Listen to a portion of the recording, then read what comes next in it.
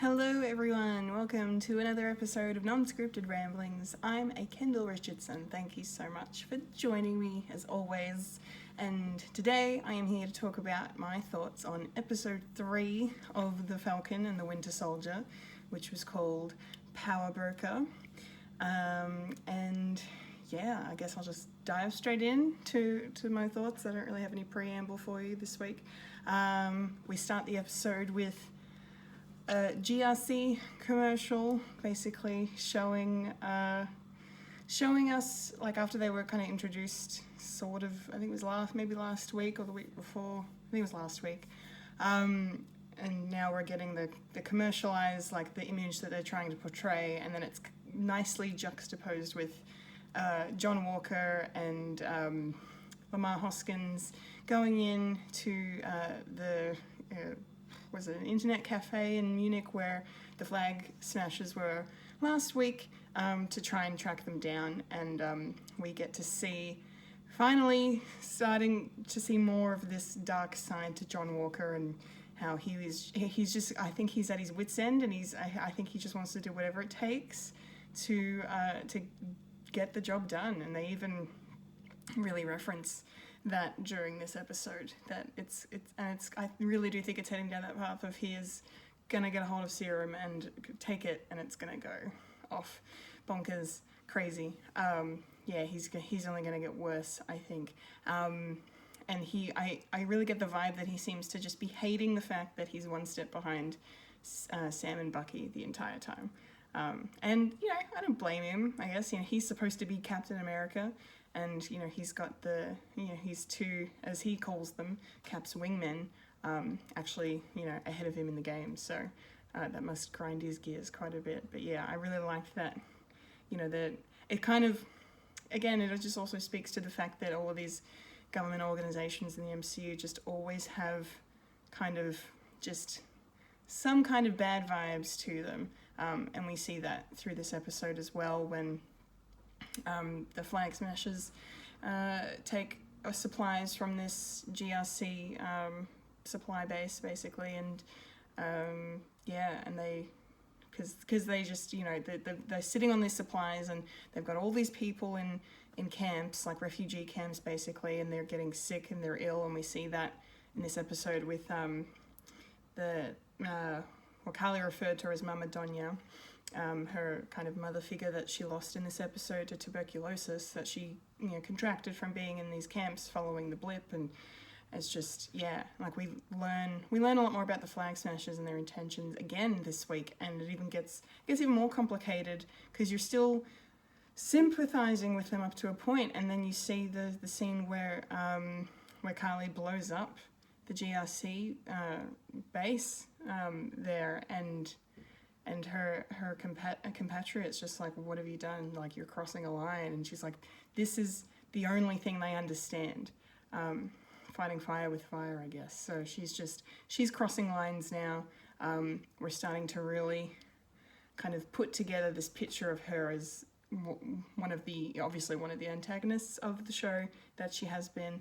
And, last week I was kind of like, oh, okay, maybe she's not so bad, and yes, they do have really good intentions, but she's her, like, I guess, John Walker, they're both starting to become very convoluted in their, means to an end, basically, and what they're willing to do, what lines they're willing to cross, and that's really, really fascinating stuff, and beautiful characterization of your antagonists. I think it's just awesome. So I really loved all the extra flag smasher stuff we got in this episode.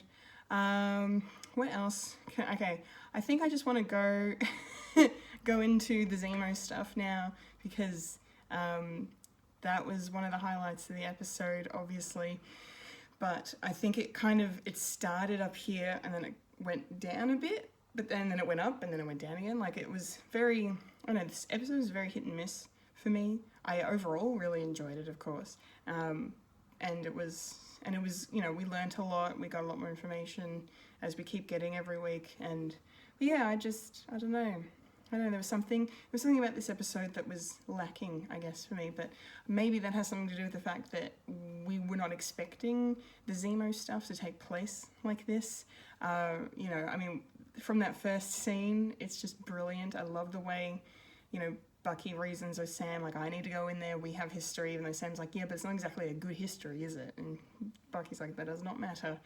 If you go in there, it's going to be worse, and we're not going to get anywhere. So he goes in, and immediately Zemo just starts, you know, saying the code words, the activation words for Winter Soldier, and it just, you know, brings you back, straight back to Civil War.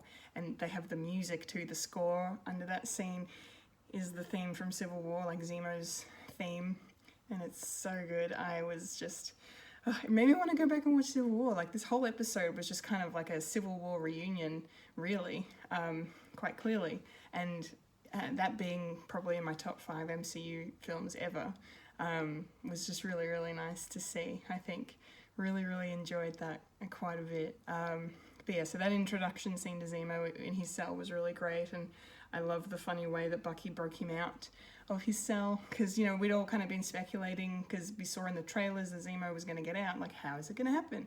And yeah, and then in this episode we see that they need to actually break him out, and Bucky tells Sam that he's hypothetically, you know, got this plan. Meanwhile, it's actually already happened, and then Zemo rocks up and Sam's all, you know, pissed off and stuff, and makes total sense.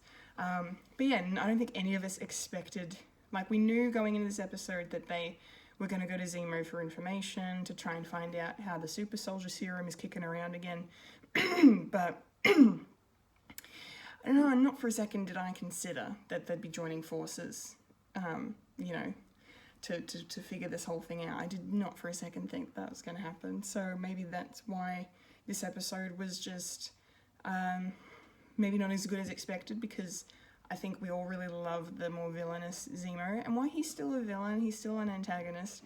This one was a bit more of a grey area version of him, and apparently he's like that in the comics.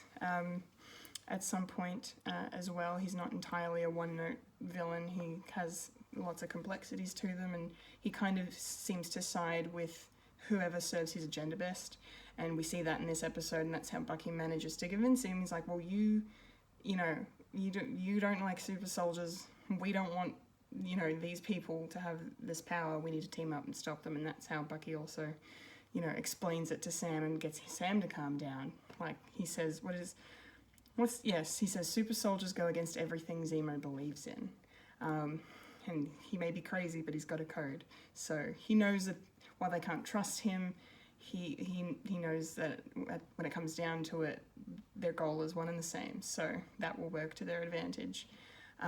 And, you know, the whole episode you're waiting for Zemo to betray Sam and Bucky, and there is a couple of moments where you think that's going to happen, like when they're in Madripoor and shit hits the fan after Selby dies, and they're trying to get out and make it look like they're not really involved, and quite clearly they are. But then, you know, Sam and Bucky run in one direction, Zemo goes the other way, and I'm like, oh crap, what's going to happen?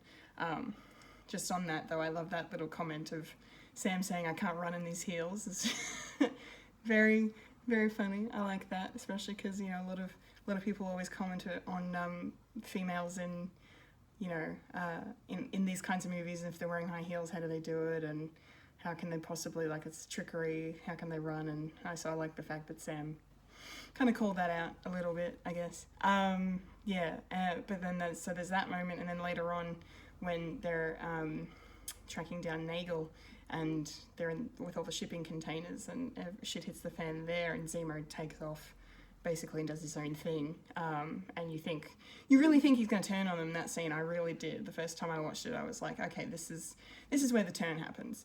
Because we've only got 3 more episodes left, and how is this going to even end up by the end? Like, I don't even know. So I was just fully expecting it, and then it didn't happen. I'm like, okay, that's fine too. That was fine. It was really funny to see Zemo trying to blend in at Sharon's little party and dancing, and he's doing these ones, like, that was very funny. That whole little montage at that party was almost not necessary, but there were, you know, that was just to see Zemo do this was worth the price of admission, worth the inclusion of that scene. I think that made me laugh quite a bit. I thought it was really funny. Okay, well, I guess I could talk about Sharon Carter for a second while I'm thinking of her. Yeah, really great to see the return of Emily Van Camp to the MCU. Haven't seen her since Civil War either. No idea what she's been up to, and we really get a taste of that in this episode. It's not made clear whether or not she survived the blip, or if she vanished with everyone else, but she has been on the run since the events of Civil War. Obviously, that was hinted at last week when Sam reminded Bucky what happened to Sharon and him and Steve after they defied the Sokovia Accords. So clearly no one's come to Sharon's rescue, and she's had to fend for herself, and she's separated from her country, from her family, and Madripoor is this place, an island in Indonesia that basically just serves as a hub for criminal activity, pirate-like activity that is hinted at, originated in the 1800s. And, you know, they don't allow extradition, so you're safe. So basically, if you need a hideout from your country, Madripoor is the place to go. So it's no surprise to see Sharon appearing here. And she is still very badass, and I love that. Like, her fight scenes that she had in this episode, all the gunplay and the hand-to-hand combat, was really, really cool. I loved how she took out all those guys by herself. It was almost not believable, but like, I still loved it. Like, it was just really great, and it makes sense because she's been training for this for so many years. So she's probably got way more experience than those thugs that the power broker sent after them. If it was the power broker that sent them after, there was a bounty on their heads anyway. So who knows? It's fine. Probably the power broker, because they were there looking for Nagel, and Nagel's working for him. So that makes sense. Anyway. Very interesting to see that they've decided to make Sharon super bitter and super jaded and just completely 180 from the Sharon we knew. Not that we really knew Sharon that well in the previous two films, you know, like in Winter Soldier, where she's just this SHIELD agent, and she's, you know, been commanded to watch over Steve as he's integrating into society after the events of Avengers, and you know, and then she has some really cool moments in that scene where she goes up against Crossbones, Frank Grillo's character in that. That's really cool. And yeah, and then in Civil War, of course, she's kind of playing both sides. Like, she's working with the CIA following the fall of S.H.I.E.L.D. And then, yeah, after Civil War, she's obviously, as I mentioned earlier, on the run.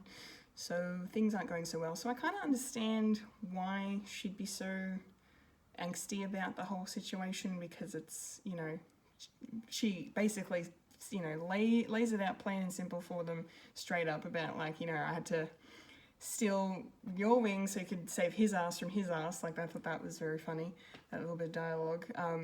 But, you know, just talking about what she's been through must be really, really, really tough. I just really missed Sharon, and I was just really hoping for a better reunion than that. But I suppose it's more realistic to have her be this kind of just, you know, I mean, even Bucky says, where is this line? I wrote it down. Yeah, Bucky says she's kind of awful now. After Sharon, like, really, you know, burns him over his connection to Captain America. You know, very, very interesting takes that she shares on what the symbolism of heroism is, and how she thinks it's all hypocritical and all of that stuff. So it's very interesting. But no, I'm looking forward to seeing more of her. I'm sure she'll be back for a couple more episodes this season. Hopefully, if this show gets a season 2, we'll see her again. But yeah, hopefully Sam can get her that pardon that she deserves. And I thought it, and then Sam said it, like, they can give Bucky a pardon. Clearly, they should be able to pardon Sharon, I think. So, yeah, so hopefully that works out for her. That would be great. Yes, what else can I talk about in this episode? Yeah, I have lots of... Okay, well, back to Zemo for a second. apparently he was royalty before the fall of Sokovia. Like, all we knew, I think, about him up until this point in the MCU is that he was in the Sokovian military. And in this episode we learned that, you know, way before Civil War, way before Ultron, he was investigating Hydra and tracking down things to do with the Winter Soldier program and all of that stuff. So he was super hardcore into them. And then it just kind of, once Black Widow released all of the classified stuff out into to public record, he was able to advance his research from there. But yeah, apparently he's like a Bruce Wayne, sort of the Bruce Wayne of Sokovia. Like, he's he's badass, and he has his own private jet. He even has his own version of Alfred working for him. Yeah, which was really interesting. And I guess they had to kind of maybe think of a way for, like, to explain away the fact that he's, you know, or that they all need money and the ability to travel from one side of the one side of the planet to another, and Zemo having the means and the way to do this makes sense. So I don't know if Zemo's royalty in the comics, so he may be. I know the title Baron Zemo gets passed down through his family, and it was cool to actually hear him finally referred to as Baron Zemo in this episode. So maybe the fact that Baron, I don't know the etymology of the word exactly, but maybe Baron is a, you know, more of a title of royalty in Sokovia or in, you know, Eastern Europe and stuff. So correct me if I'm wrong. Comment below. Let me know your thoughts on that. And yeah, please let me know if just, you know, anything about that. That'd be great. But maybe that's what it is. I don't know. But that was interesting as well. Really, really great just to see him with the mask on too, by the way, in his MCU version of his comic book costume. I love that coat with the fur around his neck on the high collar, and then the mask on. And it's so cool. Like, it mirrors his comic book counterpart very nicely, in a modern, contemporary, believable way. And yeah, like, they don't explain why there's a mask in that car or anything, but other than to say that maybe, you know, his father before him and his father before him maybe wore this mask, and it was just there because they were talking about these cars that they collected dated back many, many years. So yeah, but no, it was really, really great to see him be badass with the mask on finally. So Zemo is definitely improving in this show. Yeah, what else can I mention? Oh yeah, I should mention the fact that I was wrong about the vaccine thing. My theory last week was that the vaccines in the trucks that the Flag Smashers had stolen were actually boxes and boxes of super soldier serum. But we learnt in this episode that Dr. Wilfred Nagel has only made 20 vials of the serum, and Carly did in fact steal them all, but obviously that's not enough to fill excuse me, crates upon crates of serum. So because they've taken 8 of them, so now there's only 12 left. And yeah, so it looks like that those were genuine vaccines and ways of helping all of the displaced people that need help, that the GRC isn't really helping. So that's another thing to speak to their noble intent. But yeah, I mean, clearly they've stolen the super soldier serum from the power broker in order to you know, further their agenda and make sure they actually can make a mark and help people. You know, having powers is not going to hurt. So that makes a lot of sense. But yeah, for some reason I felt they were creating an army to rise up, like, against the GRC, against John Walker, and against everyone. So, but that's not happening. Yeah, I don't know. Oh, this was really great. The fact that Bucky's amends book with his list is actually Steve's book from Winter Soldier. Like, that's awesome. People have been talking about that, obviously, because it looks so similar, because it's a small little pocket book. You know, it just was very reminiscent of Steve's book, but it turns out it actually is. So Steve either gave it to Bucky at some point, or Bucky found it, or he just naturally inherited it. I don't know.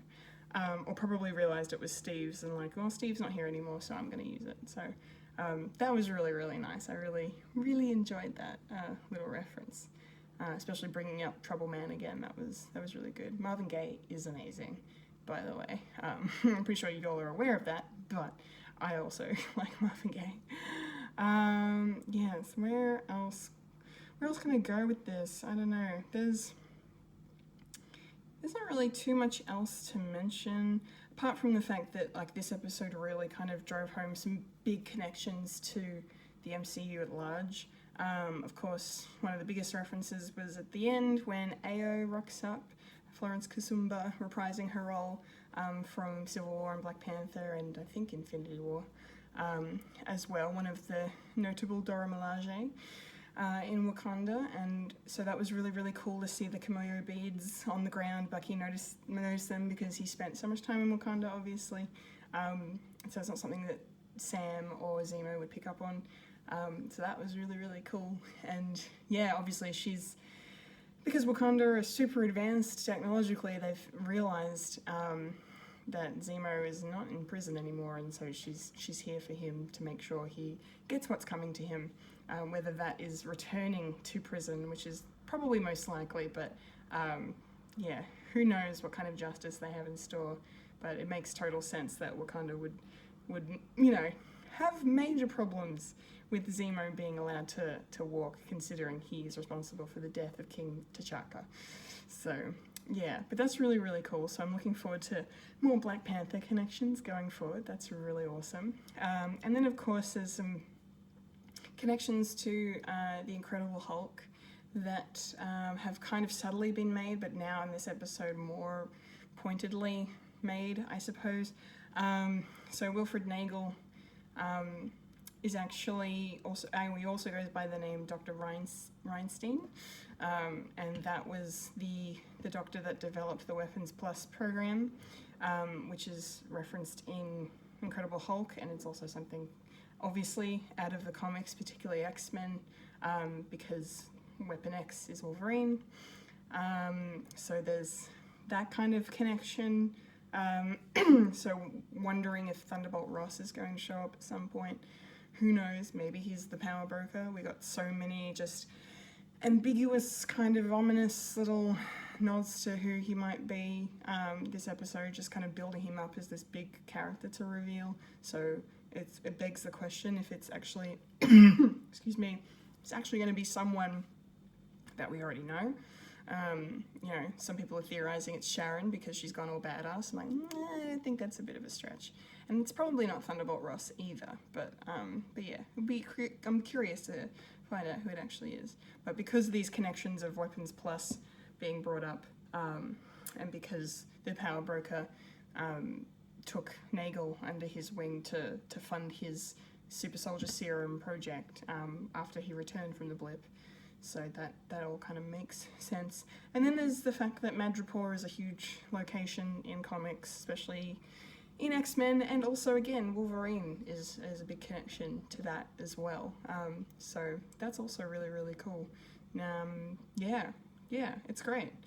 It's really, really great. And then I think one thing I'm going to mention before I wrap up this episode, because I don't really have too much else to say, is just the fact that Zemo at the end kind of let everyone know what the state of Sokovia is now. The fact that it's basically not even a country anymore. It's been absorbed into the surrounding nations that kind of decided to claim it following the events of Age of Ultron, so that's really, really tragic that his country essentially is no longer a thing. And then he asked them if they've visited the memorial for Sokovia, which is obviously referring to the shot of him we've seen in the trailers, of standing at the foot of a memorial, clearly for Sokovia, because what other memorial would Zemo be standing at? Yeah, and I got like, he's like, oh, no, of course you haven't. I'm like, well, for one, why? The only reason they'd go is because, well, Sam would more likely go than Bucky because he's an Avenger, but neither of them had anything to do with Sokovia, like the fall of Sokovia, the events of Age of Ultron. Sam Wilson is in one scene in Age of Ultron, and that is the party scene at the Avengers Tower. That is it. He's not, and then he rocks up at the end when they're training up the new Avengers or the new recruits in that last scene right at the end of Age of Ultron. So he had nothing to do with it. And Bucky was in the wind, and they have Sam mentions Like when he's at the party with Steve, he's like, you know, to references their missing persons case, talking about Bucky because they're trying to find him. So Bucky was still Winter Soldier at that point. So the fact that Zemo's kind of offended by the fact that they haven't visited, or at least didn't acknowledge whether or not they had, just felt like a bit of a stretch to me. Also the fact that his cell door just happened to open when he got out, like how did that, like I know the prison would have gone into lockdown, but then wouldn't that mean you're locking everything? Like why would the doors, I don't know. That was, maybe I missed something because I'm not an expert in prisons, especially prisons and fiction, so who knows. But yeah, I thought that was a bit, you know, I can understand where Zemo's coming from, but yeah, it was a bit, I didn't like that part. I was just like, come on, man. If you were talking to Natasha Romanoff, well, I can't say Natasha Romanoff because she's dead. If you're talking to, like, I don't know, maybe Scarlet Witch, or she probably would have gone there. Hulk, okay, Bruce Banner. If you're talking to Bruce Banner, if you're talking to Hawkeye, maybe you could get away with that dialogue, I think, but not this time around. I don't think so. But anyway, I think that's all I've got to say. I've pretty much covered everything. I think if I missed anything, obviously comment below, let me know. I hope you liked this video. It was a bit disjointed and a bit rambly, but hey, it's called Non-Scripted Ramblings for a reason.